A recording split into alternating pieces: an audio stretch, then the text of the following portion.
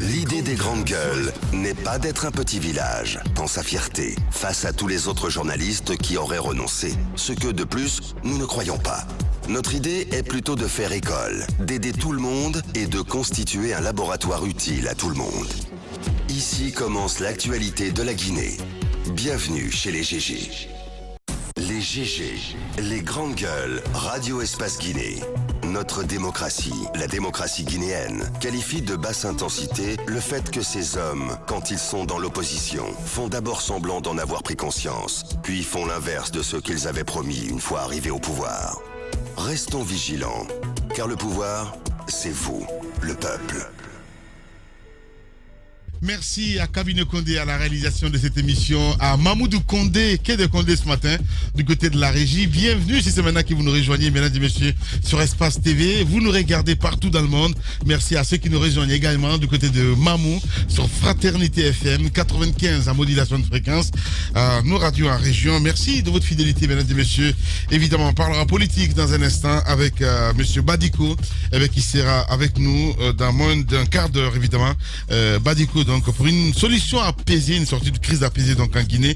Et puis un peu plus tard, exploitation minière donc à Sangaredi, de l'élevage menacé de disparition. On en parle évidemment avec notre invité, c'est bien sûr Abdoul Gadirouba. Il est membre de l'union sous-préfectorale des éleveurs de Sangaredi. Il sera avec nous dans ce sujet un peu plus tard évidemment dans cette émission Les GG. Vos réactions maintenant sur le 657 39 13 13. Vous êtes très nombreux évidemment à réagir ce matin. On va y aller avec évidemment du côté de la régie avec évidemment Kabine Condé. Allez, on y va avec ce premier tweet qui nous parvient, c'est de Karifa Madi Sherif du PNDP, c'est bien cela.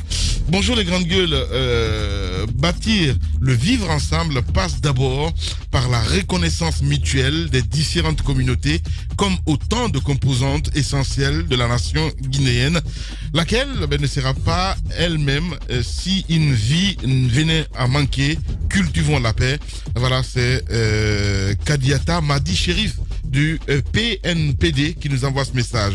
On reste avec Sekou Cheikh Diakité aussi qui nous écrit: le plus aberrant dans cette histoire de décrispation demeure le comportement de certains de nos élites. Ils font semblant de condamner les violences et tueries, mais jamais ils nous proposent d'alternatives. Il faut qu'on apprenne à résoudre nos différends à l'interne. #EspaceGG. On reste avec Koulibaly, le démocrate aussi, qui nous écrit sur le #EspaceGG. Bonjour les grandes gueules. Les Guinéens doivent absolument faire attention au comportement de ces institutions internationales qui ne suivent que leur intérêt. Je répète que la solution de la Guinée doit venir des Guinéens. Je vous écoute depuis l'Elouma, dans mon village à Sanama. Merci beaucoup. On reste avec Fodé Abbas Yula aussi qui nous écrit: bonjour les grandes gueules. Les acteurs de la crise sociopolitique doivent mobiliser leurs efforts pour contribuer donc à la sauvegarde de notre République, car l'urgence est de rester ferme sur le bonheur de la Guinée. #EspaceGG. On reste avec Excellence Silla aussi qui nous écrit: bonjour les grandes gueules. Au lieu de menacer de déchoir donc les citoyens de leur citoyenneté, je demande au ministre de la Justice de rendre justice aux victimes des tueries et violences passées ici en Guinée. Nous sommes dans un état de droit, je crois. On reste avec cet autre aussi, lui c'est Cheikh Alioun. Il nous écrit sur Twitter, le #EspaceGG. Bonjour les grandes gueules. Pourquoi personne ne nous parle de l'impact économique de cette crise post-électorale avec l'arrêt systématique de tous les secteurs d'activité? Interrogez les spécialistes. Merci à Fodé Excellence du Baté aussi qui nous écrit: bonjour les grandes gueules. L'éducation, l'édification d'une véritable démocratie dans notre pays est mise à mal par la persistance de considérations ethniques. Or, en cette période cruciale de l'histoire de notre pays, chacun doit mettre la Guinée au-dessus donc et de toute considération. Vive la paix. Merci beaucoup. On reste avec Youssef Kaba qui nous écrit: entre le camp autoproclamé et celui déclaré vainqueur par la CENI, existe celui qui a boycotté pour dénoncer la mascarade. La reprise intégrale du processus dans des conditions plus saines aiderait à décrisper donc la situation. Le cadre de concertation doit en tenir compte. Hashtag Espace GG. On reste avec Ibrahim Assouri Kouyaté aussi qui nous écrit: le dialogue, oui, mais avec quel interlocuteur et quelle base? Et sur quelle base? Il pose la question. Les deux camps majoritaires, UFDG, RPG, se comprennent sur leur position et n'entendent pas réfléchir. Et pendant ce temps, la vie est en train de reprendre son cours normal par endroit. Hashtag Espace GG. On reste avec Kaman Sidibé aussi qui nous écrit sur le hashtag Espace GG sur Twitter. Bonjour les grandes gueules, bonjour à toute l'équipe. Diba, le changement de constitution dans un pays est anticonstitutionnel. Il pose la question. Donc, quel droit dit cela, Diba Milimono? La question est posée directement. Oui, je faisais allusion à la charte africaine de la démocratie et des élections et aussi de la gouvernance, notamment à son article 23 qui parlait de conquête du pouvoir que par la voie des urnes. Alors, toute conquête qui ne passe pas par cette voie, qui est quand même légitime, est considérée comme une démarche anticonstitutionnelle. Maintenant, le coup d'État qui s'est opéré au Mali, le changement constitutionnel qui est intervenu en Guinée, si vous prenez les articles qui sont cités au niveau de l'alinéa 23 de cette charte, eh bien, la Guinée est considérée comme si c'était un pays qui avait changé sa constitution sans les règles basiques. Donc aujourd'hui, cela est considéré comme si on donnait un coup de canif à la constitution guinéenne. Donc c'est dans cette optique que j'ai abordé cette démarche qui n'a rien à voir avec une révision constitutionnelle dont les dispositions sont prévues par la constitution elle-même. Également, comment une nouvelle constitution normalement devrait intervenir dans un pays. Donc voilà. C'est dans des situations exceptionnelles, des situations par exemple de changement de régime, d'insurrection ou de coup d'État, ça peut ramener les compteurs à zéro. Mais est-ce que la Guinée était dans ce scénario au moment où on opérait ce changement constitutionnel? Eh bien, c'est la question qu'il faille se poser. Justement, Kaman Sidibé, vous avez votre réponse évidemment avec Diba Milimono. Abdoulaye Ba aussi, Abdoulaye Esba aussi qui nous écrit évidemment sur le hashtag Espace GG. Qu'est-ce qu'il dit Abdoulaye Esba? Voilà. Bonjour les grandes gueules. La malédiction qui frappe les Guinéens réside sur le non-respect de la loi. À quoi sert donc le dialogue si nos textes de loi sont violés par les dirigeants et les dirigés? Dites à ceux qui nous gouvernent, leur génération ont échoué, qu'Allah sauve notre pays. La Guinée, merci beaucoup. Ils sont très nombreux évidemment à nous écrire. On y va avec Alpha Moussa Makadabi évidemment qui nous écrit aussi. Bonjour Lamine, bonjour à toute l'équipe. Est-ce que les GG ont décrypté ce faux rapport dans lequel Selou annonce sa victoire? Il pose la question. Les GG doivent arrêter de donner de l'espoir à Selou dans ce processus. Qu'est-ce que c'est que cette histoire pour Moussa Makadabi? C'est pas possible. Là, c'est un vrai militant qui parle là. Alpha Moussa Makadabi.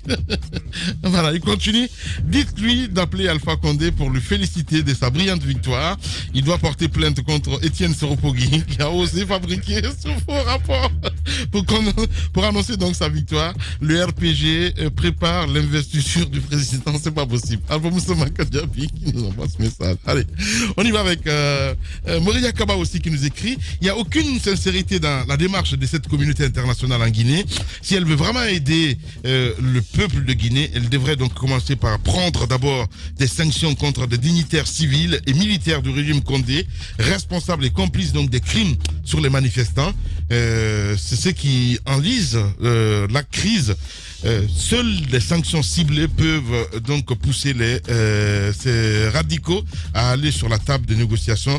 Moria Kaba du côté de l'UFR qui nous envoie ce message. Allez, la Junior aussi qui nous écrit évidemment. Voilà, qui dit plus de 4 hôtels ne payent la TPT. Je sais pas ce que ça veut dire, la taxe TPT. Tu sais c'est quoi? TPT? Voilà. Non. Voilà. Depuis janvier, donc la c'est une taxe, certainement. Je sais pas trop ce qu'il veut dire là, Junior. Donc depuis janvier, aucun hôtel ne paye la TPT, il le dit.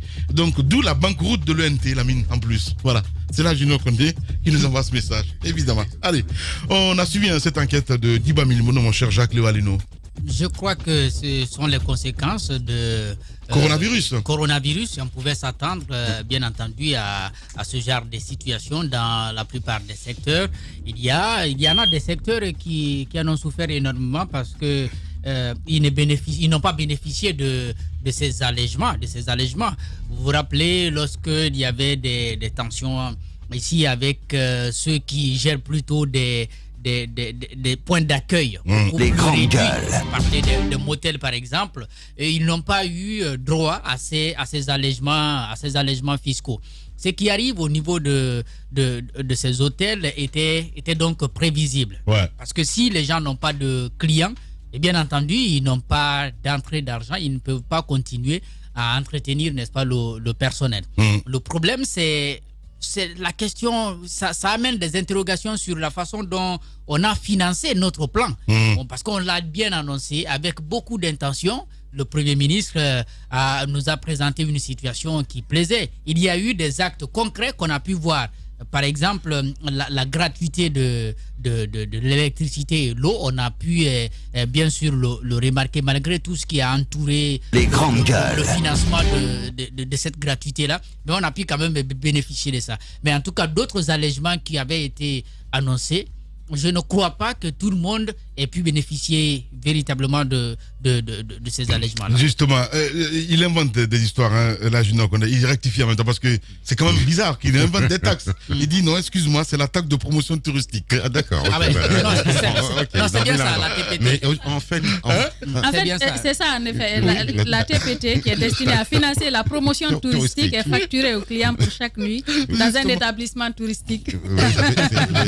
C'est une sorte de TVA. Il est terrible là. Une sorte de TVA. Il est terrible, je te le jure. Moi, vous êtes en train, Diba est en train de réveiller le fauve capitaliste qui sommeille en moi. Je vais vous dire. Les grandes gueules. Les gens viennent dans notre pays. Oui, madame. Les gens viennent dans notre pays investir. Ce sont des investissements privés. Ils le font parce qu'ils estiment qu'il y a un environnement économique qui s'y prête. Il y a des garanties de la part d'un État, quel qu'il soit, que leur investissement va être rentable.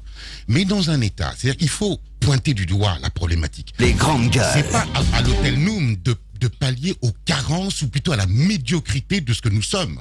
Parce que normalement, dans tout État et dans toute économie, il y a ce qu'on appelle la protection sociale des salariés. Quoi qu'il arrive. Quoi qu'il arrive. Ouais. Et ça passe, on va encore me traiter de blanc, mais ça passe par un organisme qui prend en charge, lorsqu'il y a une pandémie, une crise économique, une catastrophe naturelle, qui prend en charge à 60 ou 80% le salaire des employés, par exemple, de l'hôtel Noum.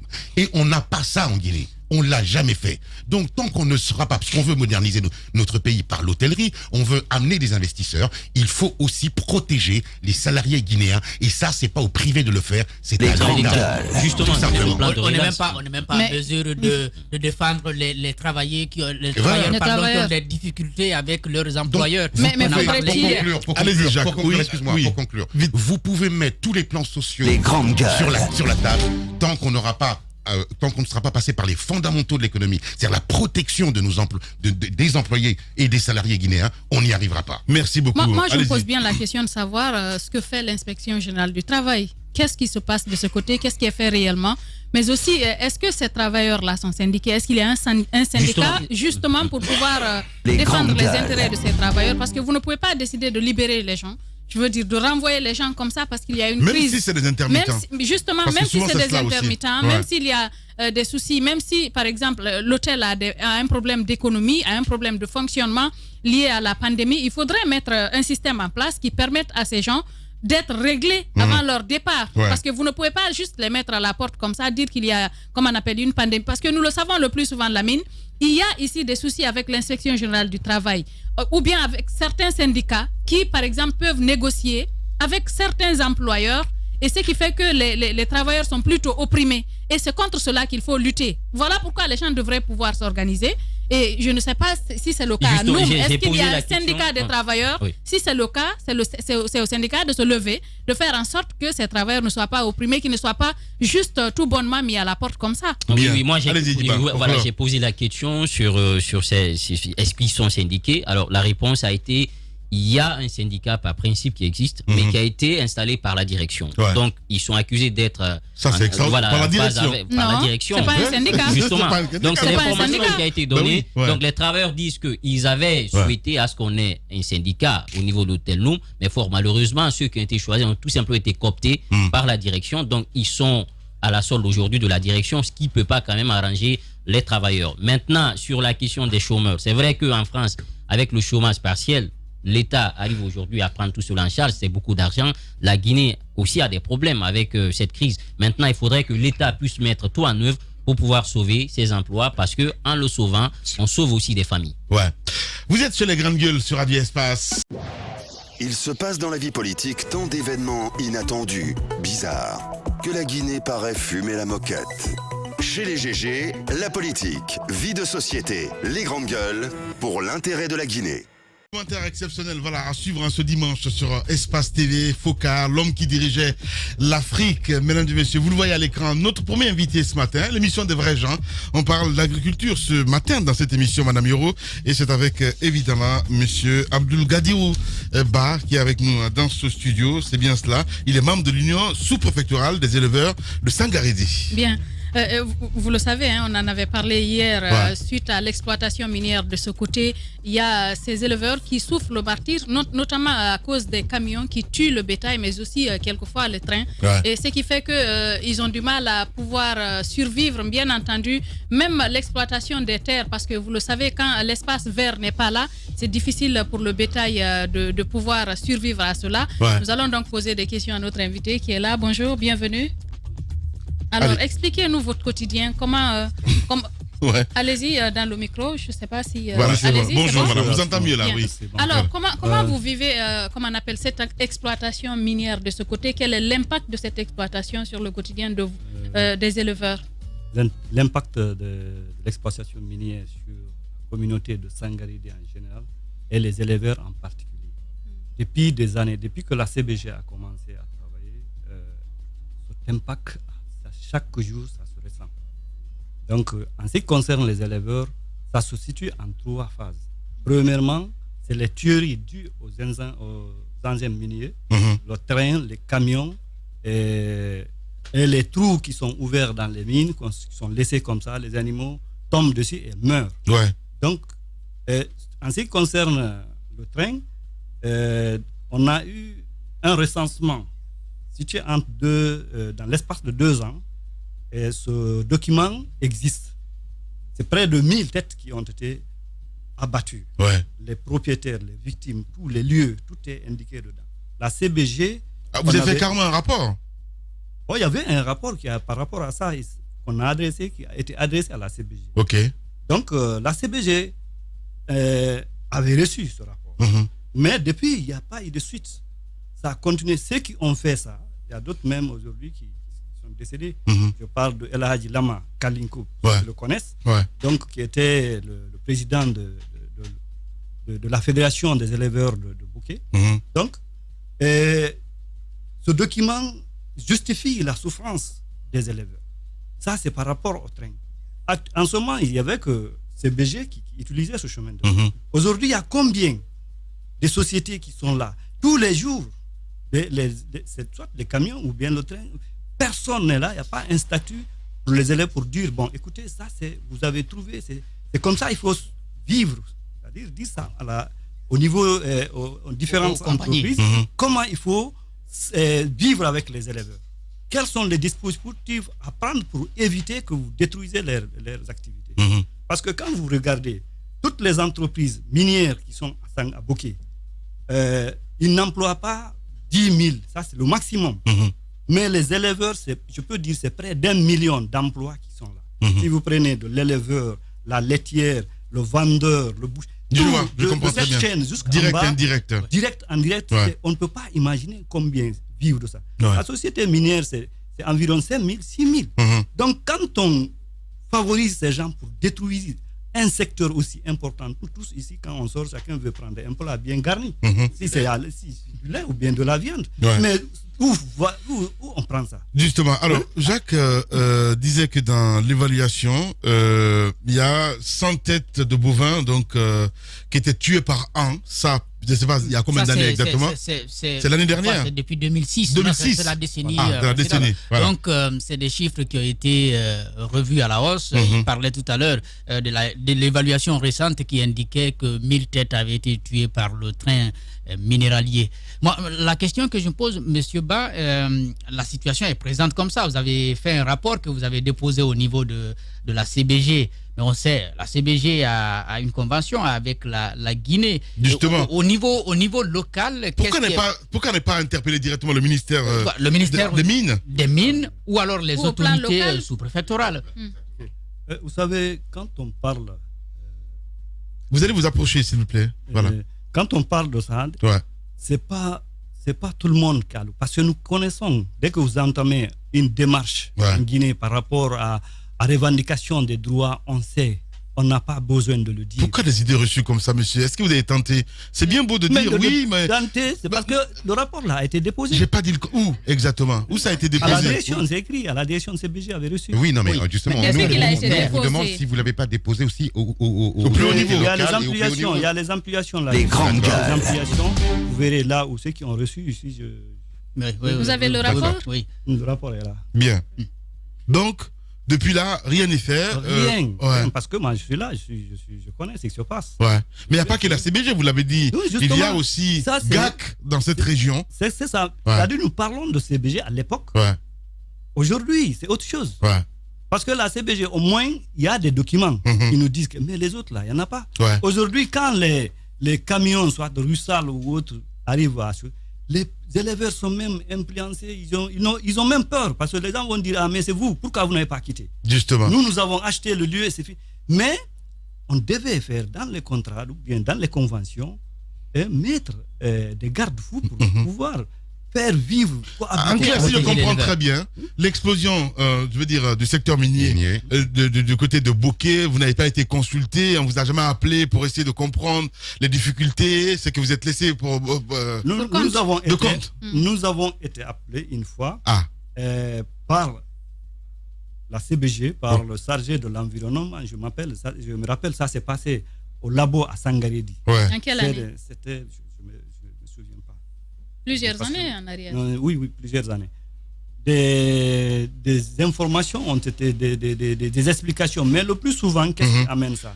C'est-à-dire que lorsque des partenaires viennent, ils demandent la situation des personnes qui sont... On profite de l'occasion pour amener les gens, pour dire, bon voilà, ceci, cela, on fait des rapports et puis on dépose. Je peux vous poser une question, monsieur? Ben oui, il est là pour ça, mais... Vous demandez ni plus ni moins à vivre en harmonie avec ce qui se passe, on est d'accord. Mais je vous vois indexer les compagnies minières, vous avez raison de le faire, mais je pense qu'il y a une forme aussi d'anarchie complète de la part de l'État qui laisse faire. On est d'accord là-dessus? Donc, ce qui serait intéressant pour vous, je pense, c'est aussi d'interpeller, parce que les compagnies minières, en fait, payent des impôts aux autorités locales. Et je pense qu'au lieu même de remonter là-haut, il faut exiger des autorités locales, le maire, le préfet, enfin le sous-préfet, même le ministère de l'élevage concerné, qu'ils fassent leur job. Parce qu'effectivement, vous avez raison, vous êtes 1 million d'emplois, c'est pas petit dans un pays. L'élevage est quand même malheureusement le laissé pour compte de notre économie, malheureusement, et vous êtes une partie composante et essentielle de l'économie guinéenne. Mais je pense que au-delà de la responsabilité des sociétés minières qui viennent chez nous pour extraire de la bauxite, il y a la responsabilité des autorités locales à qui on paye des impôts, plutôt à qui nous payons des impôts, à qui les sociétés minières payent des impôts, et on n'en voit pas moindre trace du travail effectué. Et c'est là où le bas blesse. Voilà, ça c'est l'analyse, ce n'est pas une question à mettre pour Romain. Justement, moi je voulais lui poser la question, vu qu'ils sont organisés, qu'est-ce que vous allez faire maintenant? Parce que vous avez d'abord, premièrement, ce rapport-là à votre disposition. Qu'est-ce que vous allez faire au niveau local? Parce qu'il ne suffit pas de croiser. Quand vous croisez les bras, peut-être qu'il y a des dispositions qui sont prises. Vous connaissez comment les choses se passent chez nous. Il faut aller vers les autorités, peut-être actualiser ce rapport, poser des questions. Qu'est-ce qui est prévu? Parce que la mine... Quand on vend des terres comme ça, c'est comme quand vous prenez une concession. Vous savez comment ça se passe. Même les arbres fruitiers qui sont dans le domaine sont pris en compte. qu'on doit abattre son prix en compte, on doit, dédommager les personnes qui habitent sur ces domaines-là. Maintenant, qu'est-ce qui est fait dans votre cas? Est-ce que vous allez vous organiser à votre niveau, vous les éleveurs? Est-ce qu'il y a, il y a une association, à ce que je sache, mener des démarches, aller vers les autorités, poser des questions pour savoir qu'est-ce qui est prévu pour vous? Ok, merci. Les éleveurs sont bien organisés. Les éleveurs en Guinée, je peux vous dire, il y a des groupements, il y a des unions sous-préfectorales, il y a des unions préfectorales, il y a des unions, il y a des régionales, des confédérations régionales des éleveurs. Tout ça, c'est des structures c'est des organisations bien structurées. Donc, c'est pour vous dire, nous avons même fait des forums par rapport à ça, pour interpeller les entreprises en général, la CBG en particulier, pour faire face à ça. Mais le malheur, c'est alors, il n'y a pas que la CBG quand même. La question peut-être, c'est la responsabilité des autorités.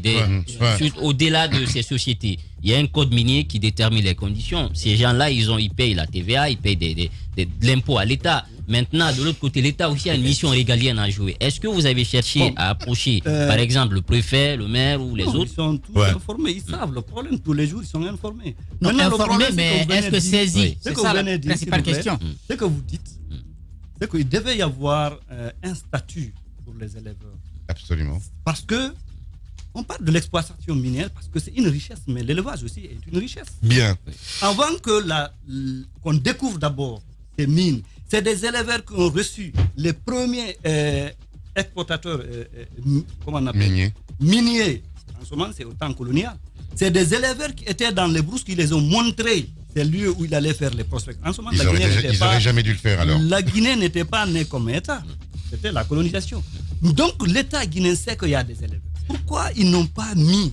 Parce que moi, je peux vous dire, aujourd'hui, ça me fait mal. Parce qu'il n'y a pas une vaccination aujourd'hui. L'État ne peut pas, le ministre ne peut pas vous dire, bon, on fait des campagnes, on envoie des vaccins, on envoie des produits, on construit des usines, fabriques d'aliments. Or, à Sangaredi, à Bouki, ça se doit. Justement. Tous les pâturages sont détruits. Bien. Où les gens vont? Voilà. Finalement, je pense que la Chambre des mines aussi doit peut-être s'auto-saisir directement parce qu'il y a une association aussi comme ça qui existe pour essayer de venir en aide aux vrais gens comme vous, entre autres. Le président de la République nous regarde du côté de Sékou Touréa. Cette caméra vous appartient. Allez parler au président de la République parce que c'est un éleveur aussi. En plus, il y a de bouquets. Moi, ce que je peux dire au président de la République, c'est que notre destin, pour le moment, c'est dans ses mains. Ouais. C'est lui qui doit décider notre avenir. Pour le moment, chaque homme est sujet de son histoire. Aujourd'hui, si la Guinée souffre, quoi qu'il arrive, on dira que c'est son temps. Il n'a qu'à revoir les choses. Il n'y a pas quelque chose qui n'a pas de fin. Il regarde en face de lui, il regarde les Guinéens. Il dit, mais écoute, il faut que je fasse quelque chose pour ces gens. L'élevage est abandonné en Guinée, je vous dis. Le secteur élevage, il n'y a pas. Je parle au président, il faut qu'il pense à ça. C'est une richesse. J'invite les éleveurs de toute la Guinée de s'unir. Unissons-nous pour pouvoir défendre nos intérêts.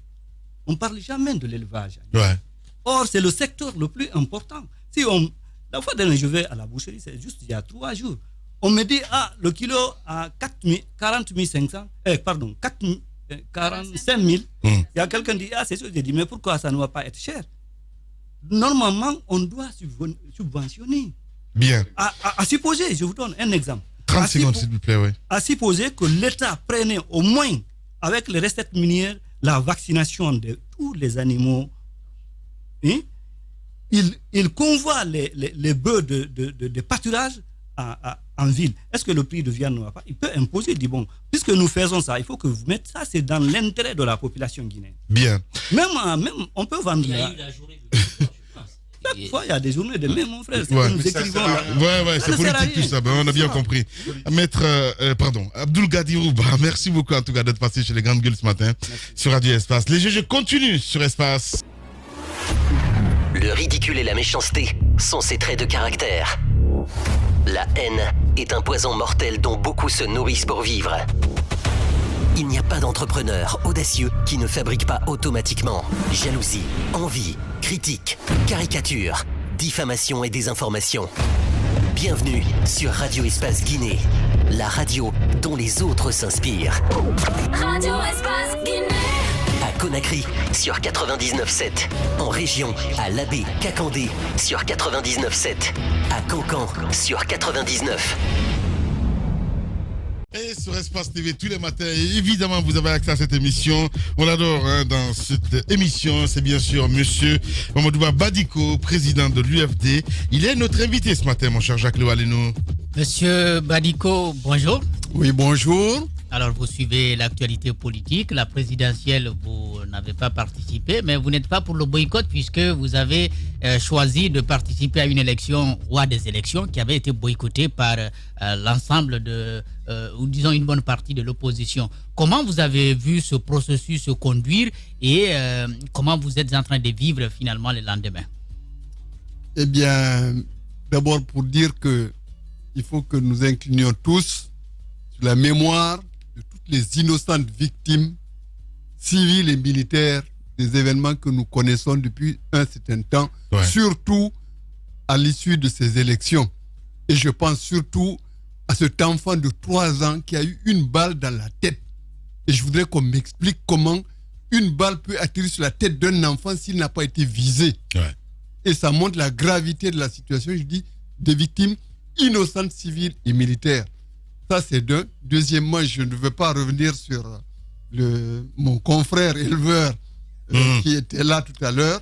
Et je dis, c'est très courageux de leur part, mais c'est le système irresponsable de dilapidation des ressources naturelles du pays qui est là en cause. Voilà une activité qui ne nourrit que la bureaucratie qui gouverne et qui exploite la Guinée. Pendant que des millions de gens souffrent avec ça et toute l'économie est définitivement détruite. Il a parlé de l'élevage qui le concerne, mais parlons de l'agriculture. Tous ces gens qui ont tout investi dans des plantations d'anacardiers, par exemple, ou la riziculture qui n'est plus possible, qui est certaine dans la région. Et maintenant, la pêche également avec les poussières de bauxite qui ont tué le littoral. Donc, c'est un massacre auquel on est en train d'assister. Donc ça, je reviens maintenant sur le processus électoral. Je dis qu'effectivement, je vous remercie de l'avoir noté, nous n'avons pas boycotté les élections. Nous avons dit que nous ne voyons pas d'intérêt à participer à ce processus puisque nous n'aurions rien apporté de nouveau. On avait au contraire tout à perdre puisqu'on ne voyait pas qu'est-ce qui a changé entre le mois de mars que nous avons connu et maintenant. On nous a dit non, c'est totalement différent, il n'y a pas de problème, on a pris toutes les dispositions. Et alors que nous savions que tout le système était vérolé, à commencer déjà par le fait qu'on a réussi à faire valider le fichier électoral par la CEDEAO, alors même qu'on n'a pas extirpé tous les bambins qu'on a enregistrés illégalement en 2013, en 2015 et en 2019. Mais les compétiteurs l'ont accepté. Mais ça, c'est voilà un exemple de la situation que nous vivons. En clair oui. Donc le processus malheureusement n'a pas fait mieux que ce que nous attendions. Et c'est extrêmement grave puisque la campagne électorale, c'est elle qui a révélé que la République de Guinée n'existe pas et n'existe plus.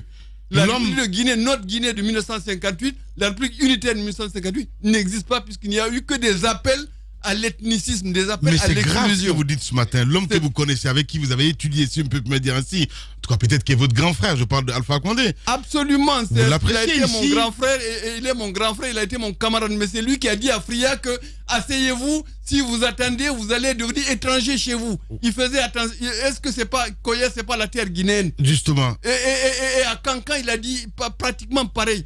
Et son premier ministre a embrayé là-dessus. Il a menacé de ruiner certains commerçants au motif que ceux-ci ne le soutiennent pas. Donc il y a une situation où... Qu'est-ce qui s'est-il passé? Parce qu'on dit que la politique peut rendre fou. Absolument. La politique, les intérêts, c'est les intérêts qui rendent fou. Je parle des politiciens. C'est les intérêts qui rendent fou. La folie, voilà donc la dilapidation des richesses minières.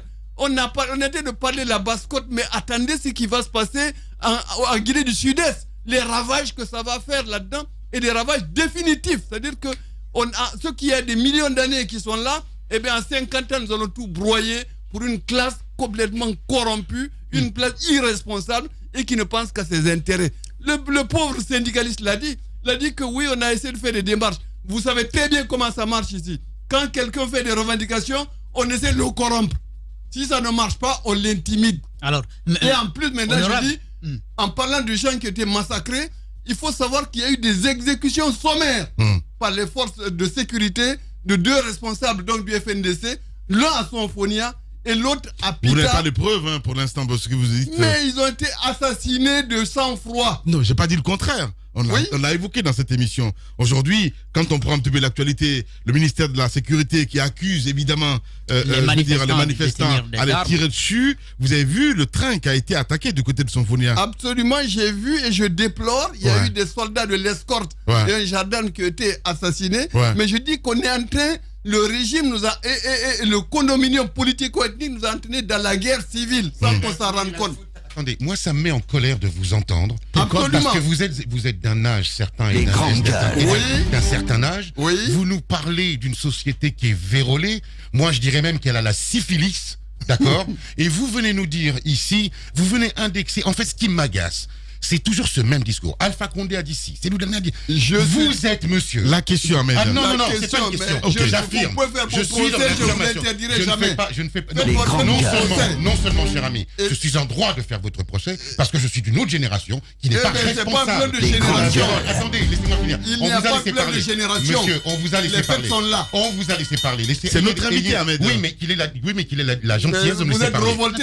Je suis révolté par votre discours. Je dois m'exprimer. Non, je suis révolté. Revolté. Laissez-moi finir. Donc moi je vous dirais, monsieur, la société guinéenne a la syphilis et c'est grâce à des gens comme vous, comme d'autres. Absolument, c'est moi qui ai tué tout ça. Merci. Ça fait des dizaines d'années.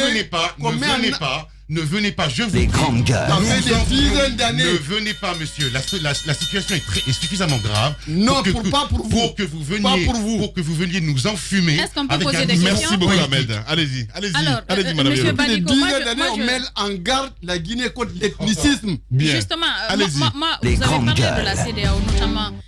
Qui a dit que ce fichier était bon, qu'on pouvait y aller, notamment les experts de la CEDEAO qui sont arrivés en Guinée.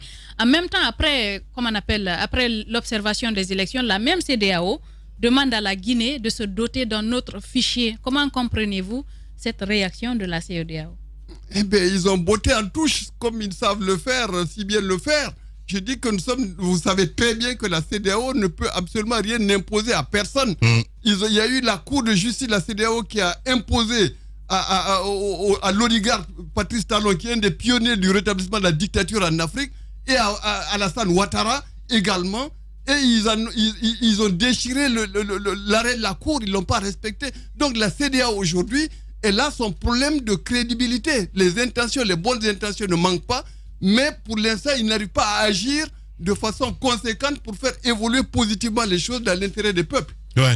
Monsieur Badiko, la solution aujourd'hui pour la sortie de crise, parce qu'il y a une crise qui est là quand même, quoi qu'on dise, qu'est-ce qu'il faut faire? Eh bien, il faut d'abord que les Guinéens cessent de penser qu'une communauté internationale va les sauver.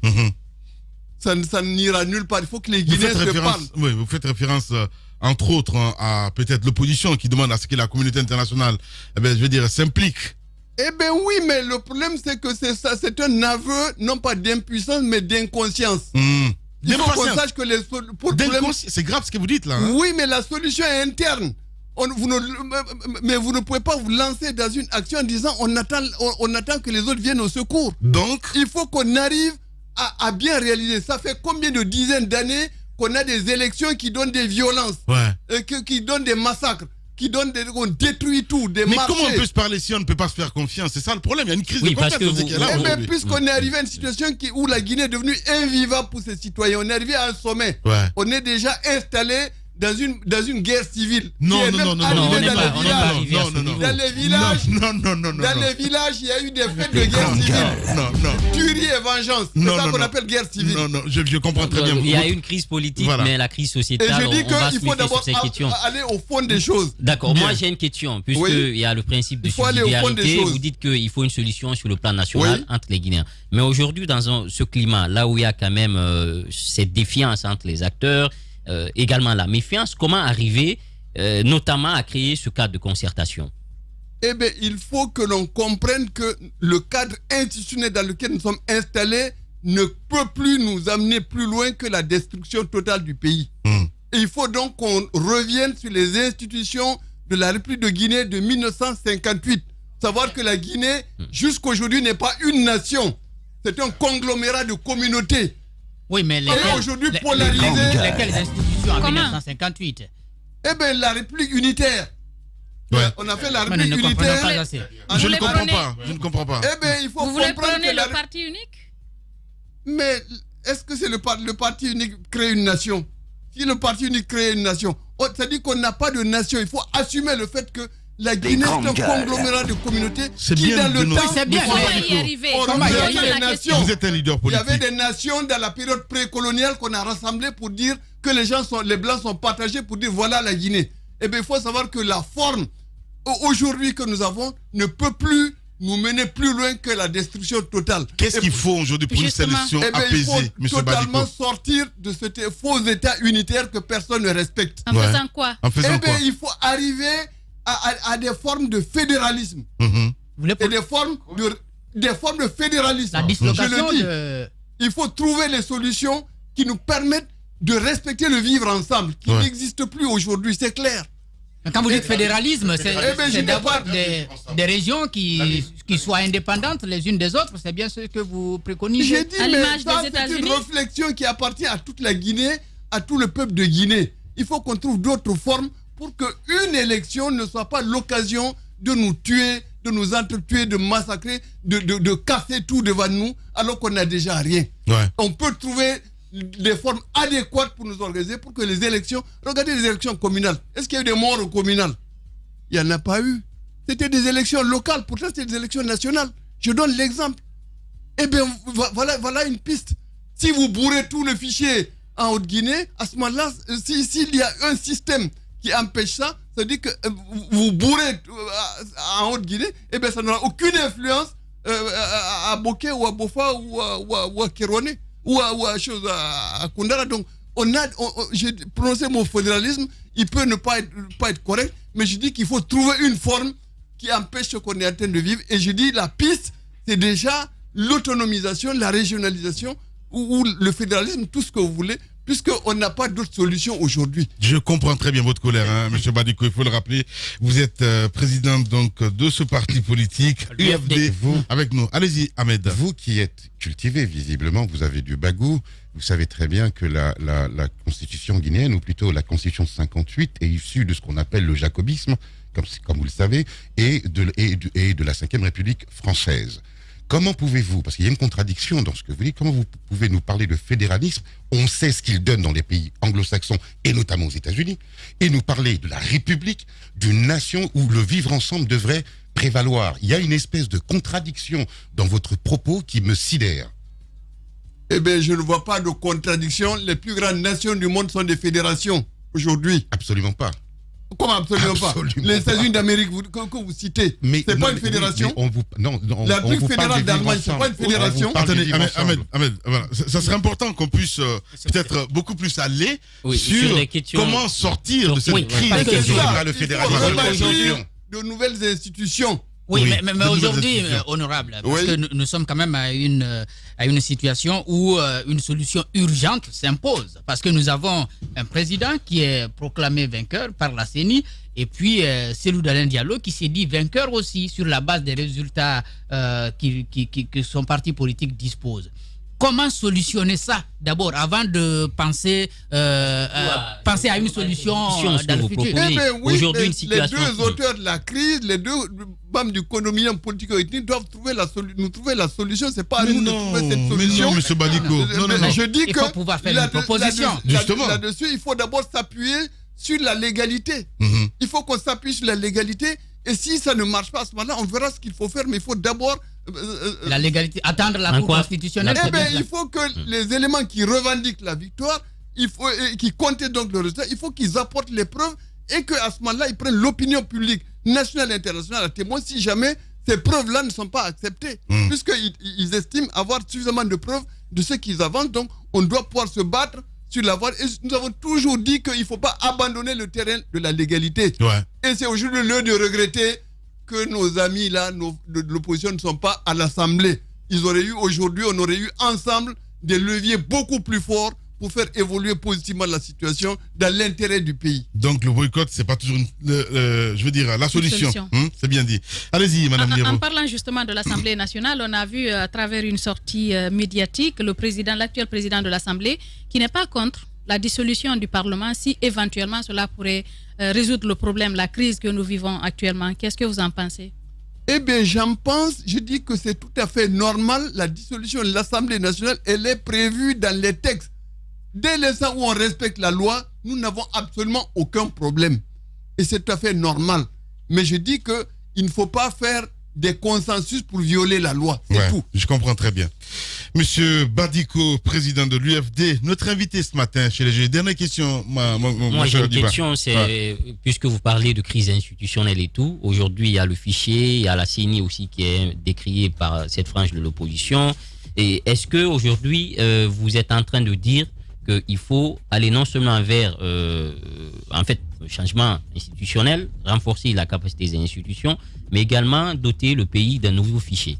Est-ce que vous... peut-être d'une nouvelle constitution, parce qu'il parle de fédéralisme. Absolument. Il faut répartir sur les fondamentaux.